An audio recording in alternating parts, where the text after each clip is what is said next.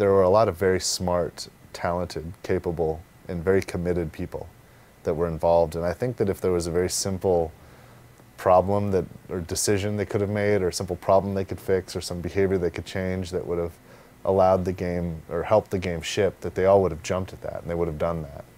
So I can imagine then that there were a lot of complex, cascading things that contributed to why now Duke Nukem Forever is legendary as the longest development cycle in the history of all video games. I got into level design with Duke 3D when I was in 6th grade. So I'm a Duke fan. I remember looking at a magazine, looking at screenshots of Duke Nukem Forever and thinking, wow, I have to pre-order this game because it's amazing, you know, and all these years. And I mean, I've been on that ride as same as anybody else. For me, from my perspective, you know, I'm lucky that I actually enjoy working on the game and doing this stuff. So it wasn't so painful for it being a 10-year project because I was always doing new things, always getting new tech and things like that, so I enjoyed it. Everybody that was working on the project were all huge fans of Duke, and so we're all really passionate about what we're doing. So, you know, we're all going the extra mile just because we were doing what we loved. It was kind of this more of a circle where by the time we got some of these levels far enough along that we really liked, and we'd come back to the other ones that we'd worked on earlier, and enough had changed on the gameplay side of things, or another game had come out, and so the standards had changed, and so that original level that was really good a year and a half ago didn't really stand up as much anymore, and we wanted to go back and revisit it. And you know, I don't want to put all the burden on one person, so I'm not going to do that. We were all there, and we all, you know, voiced our opinions and desires, but you know, it was a continuous cycle of iteration that didn't have any real end in sight. We didn't have any plan put in front of us in terms of, okay, we're going to iterate to reach this goal. It was just, we're going to iterate, and then it'll eventually be awesome. It was getting harder and harder for people to believe that it was actually real. But every time that people really started to doubt, a trailer would come out showing off all these great new things. 1997, that trailer came out at E3, and it was great. And people were like, man, this is going to be spectacular.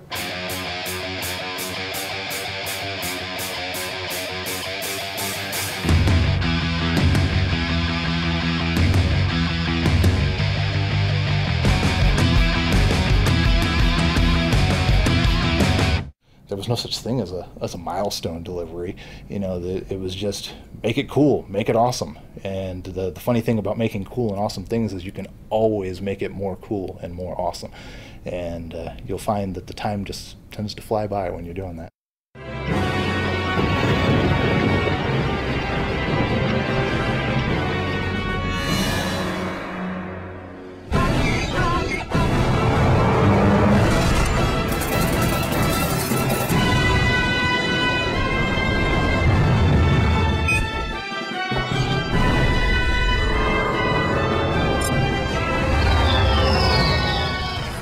That was the E3, you know, God Games, they had, because the E3 space, I guess, was so expensive or whatever, they decided to put their booth in a parking lot across the street from the Los Angeles Convention Center, yeah. And so it was a huge, it just kind of turned this large, like, party. Yeah, party. I was just as apprehensive about it in 2005 as anybody would be today. Yeah. About the project then was as controversial and as long in the tooth as any. And I came to Texas with the idea of like, well, I'll give it a month and I'll see what happens, you know. Yeah. I didn't even get an apartment. I stayed in the hotel they rented for me as long as possible.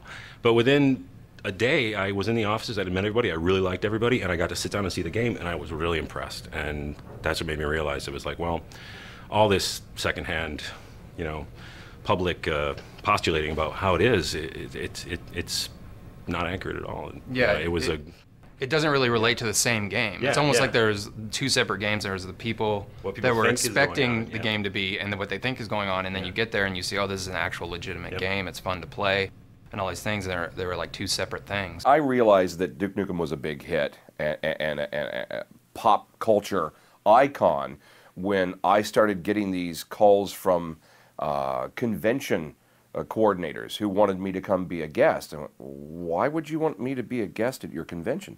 Well, you're the voice of Duke Nukem. Oh, really? That's why you want me? We have fans who want to meet you and get your autograph. Probably 2007, 3D Realms decides to release a teaser, and because of the relationship that we had with 3D Realms at the time, they actually decided to premiere it at our website.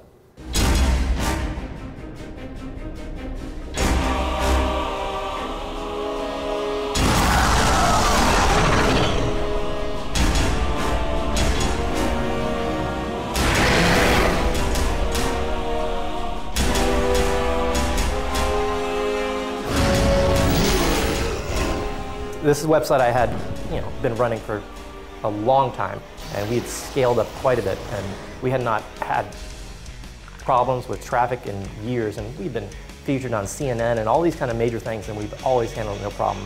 We put out a trailer though for that game, even though it's honestly just brief half-second glimpses of just a few things, and the whole thing came down. It looked great, and it didn't come out. So we kept going through these cycles of like all the way from 97 from that first trailer to 2001 trailer to waiting a long time, 2007 teaser, and every time gamers were blown away with what great stuff there were, and like, why will this not come out? I've always thought the game would eventually come out because there was just too much there, and I'm glad that the Triptych guys here were able to pull it off. I went and interviewed at 3D Realms kind of on a whim, wondering what the game was about, and it was awesome, like even back then. Like when I saw it for the first time, there were things in the game that nobody else was doing. And so I had a talk with George, and he convinced me to come over as a designer, and then I moved to Dallas with Kristen, and we worked on the game for 4.5 years until the dreaded day, which was in May of 2009 when 3D Realms shut its doors on the project. I was talking to, I'm sure other people had offered this as well, but I was talking to our programmer, Rob, and was saying, if you want to work on it in our spare time, I'm willing to do that with you. If you want to do it, it's just a tragedy that this game will never come out, And then, yeah, around that time, David Regal was going around talking to people, and so we were already interested anyway, so it kind of all fell into place. We had like 3 or 4 meetings with all the people who were really serious about forming the company, and the last one was in June of 2009, and just by coincidence, when we brought everybody to the house, that was the same night that we did have tornado warnings. So we were essentially forced to sit around in our living room for about 2 hours and talk about the company and the game, and I think, maybe if people hadn't been forced to sit in and wait, that maybe we wouldn't have talked about as much or convinced them. There were a few meetings off-site, but pretty much our house became the center of everything. It was actually the most exciting time in my career, which is odd. I mean, usually you don't think you'd think that. I mean, yeah, I wasn't getting paid. I was working a ton of hours, and but it was all because we were working towards the same thing. We were all on the same page. We wanted to finish Duke. I did a lot of work on the weekends and stuff. I like doing various things.